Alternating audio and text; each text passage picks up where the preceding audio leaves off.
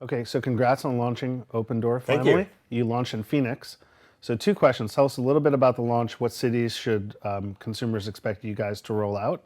And then what's the biggest or toughest lesson you've learned in the time of starting with the founding team and now getting to launch that you were surprised by?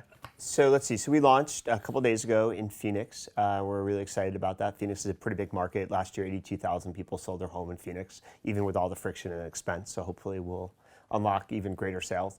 So we've also announced that we're going to be going to Portland and Dallas soon, and then we'll roll out from there. We haven't committed yet to cities beyond, which cities beyond that. How did you guys think about cities? Like I know following companies like DoorDash and Instacart and Lyft, there's all this kind of fun analysis of thinking through where do you go next? How do you guys think about that? Well, we wanted to avoid the Bay Area, which would be the natural place to start. As I talk about a lot, the median home in the United States is worth $250,000. So the Bay Area is incredibly atypical and anomalous.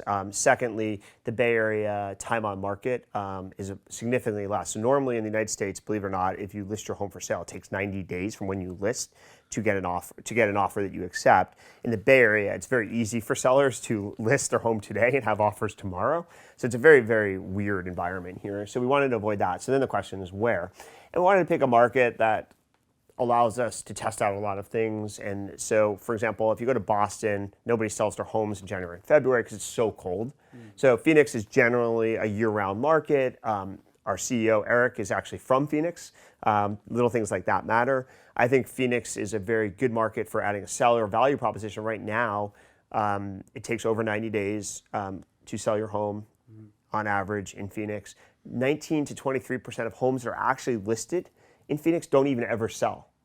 So one of the other things that sometimes sellers forget about is just because you list it, it doesn't mean you're magically going to close. Where with OpenDoor, we give you an offer right then and there and you're done.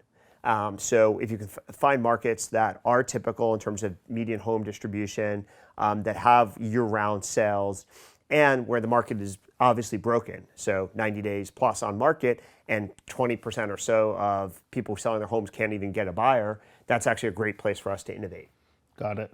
And so have you brought any of your learnings from being an investor in Instacart, DoorDash, Lyft, and how these cities expand to what you've done at OpenDoor and picking these new cities? I wouldn't say that per se. I mean, obviously, we're incredibly excited to have Evan, who's co-founder of DoorDash, join the OpenDoor team. And so there are some lessons from the on-demand economy that can apply to some of the things we do.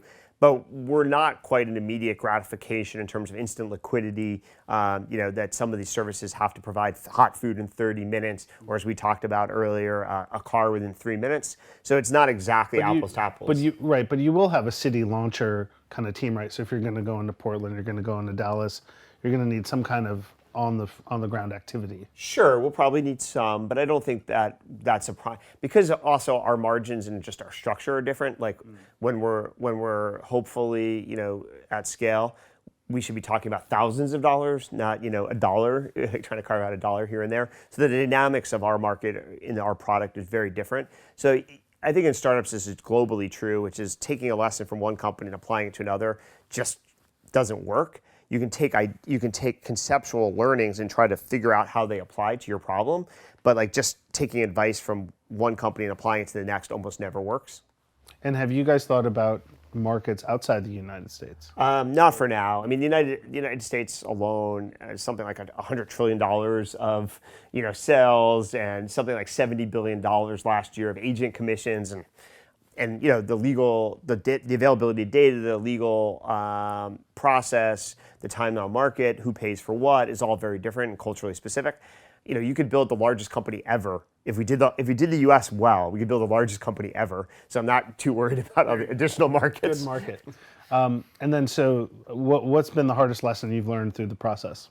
I don't know if we've really had a great lesson yet. I know this is kind of a bad answer, but fundamentally, we're just live, so I'm sure we'll learn a lot. I mean, we've been able to assemble an incredible team, so that reinforces some of my instincts. Vinod has this lesson and adage about the team you build is the company you build, and so we have about 20 people, full-time employees now, and they're extraordinary. And I think that's become self-fulfilling. So I think it's incrementally easier for us to recruit people because they see the quality of the team. So like just confirming, that bias of starting with the team and then building a company that way. But it's not a surprise.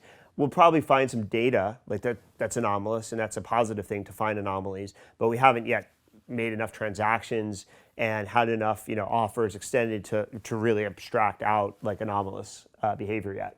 Got it. And then what should people look for from OpenDoor in 2015?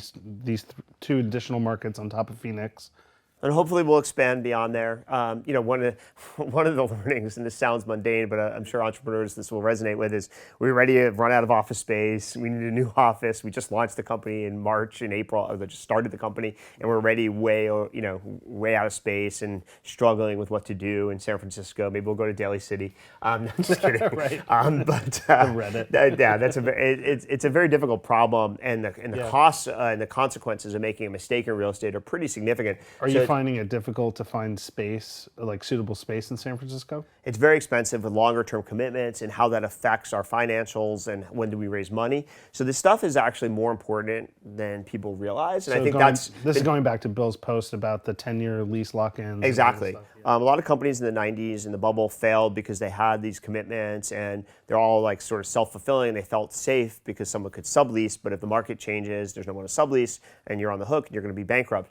So the consequences of making a mistake in office, in an office space, both culturally, which we've talked about before, as well as financially, are really material. And I think that's a surprise that I'm already like encountering this with the company that we really founded in April, and that we're already going through a lot of permutations and thinking about how to play out the office space world. Wow.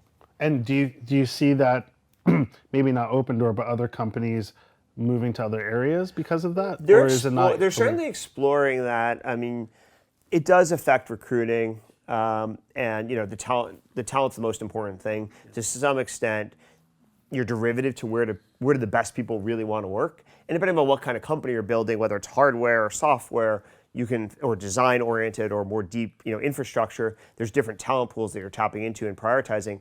But really, everybody's competing for talent right now, and I don't know that it's possible to make a suboptimal decision from a talent perspective and still be super successful.